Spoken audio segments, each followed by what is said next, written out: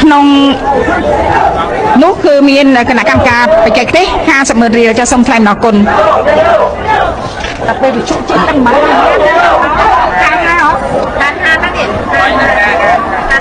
អ្នកខ្ញុំសូមអនុញ្ញាតជម្រាបជូនទូកគូពិសេសលេខរៀងទី89កោះកែសែនជ័យបារមីព្រះអង្គខ្មៅជាទូកទទួលបានការឧបត្ថម្ភពីឯកឧត្តមនាយឧត្តមសេនីយ៍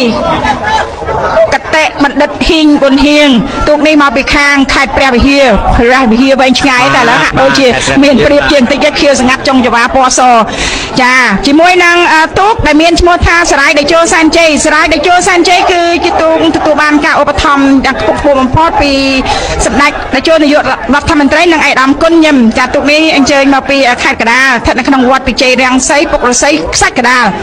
មានប្រៀបជាងវិញទួយហើយសម្រាប់ខ្សែទឹកខាងក្នុងឯកសន្តានខៀវសង្កាត់ចុងចង្វាពណ៌សយងទូកឲ្យលឿន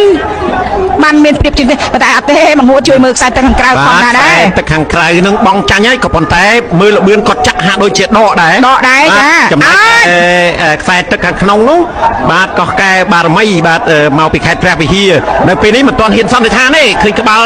ទូកនោះដូចជាយើងមើលទៅបាទតែបើឈ្នះគាត់ទីងទួយដែរអត់ដាច់ទេចាមកក្បាលបាទមកកត់ក្បាលទេបាទមិនទេបាទដល់ខ្សែប្រត់ខុសត្រូវគ្នាប្រហែលជា4-5ខ្ទង់តែប៉ុណ្ណោះទេបាទគឺខ្សែទឹកខាងក្នុងចាសម្ដេចវិបុលភក្តីខ្សែជុំចាសម្ដេចលោកបានឧបត្ថម្ភផងដែរសម្ដេចតេជោនាយករដ្ឋមន្ត្រីសម្ដេចក៏លោកបានធ្វើការឧបត្ថម្ភហើយឯកឧត្តមគួរចម្រើនលោកក៏បានធ្វើការឧបត្ថម្ភផងដែរជាបន្តទៅទៀតនេះនាងខ្ញុំសូមធ្វើការអត្ថាធិប្បាយចាទូគូទី89ដោយទូគូទី88អត់ទាន់បានចេញដំណើរមកទេទូគូទី89នាងខ្ញុំនឹងជម្រាបជូនជាក្រោយបើសិនជាមានការកែតម្រូវយ៉ាងណានោះបើសិនជាមានកំហុសកុសឆ្គងយ៉ាងណាកោះកែសែនជ័យបារមីព្រះអង្គខ្មៅបានបដូរទៅនៅខ្សែទឹកខាងក្រៅវិញម្ដងចាឧបត្ថម្ភដោយឯកឧត្តមនាយឧត្តមសេនីយ៍ហ៊ីប៊ុនហៀង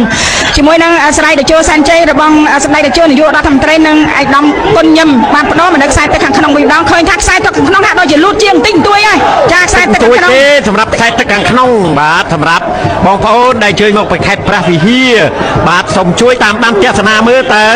យ៉ាងម៉េចដែរខ្សែទឹកខាងក្នុងមានឯកខាងជើងទឹក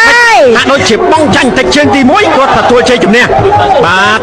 ព្រះអង្គខ្មៅតែនៅពេលនេះឃើញថាខ្សែទឹកខាងក្នុងសរាយតេជោសែនជ័យ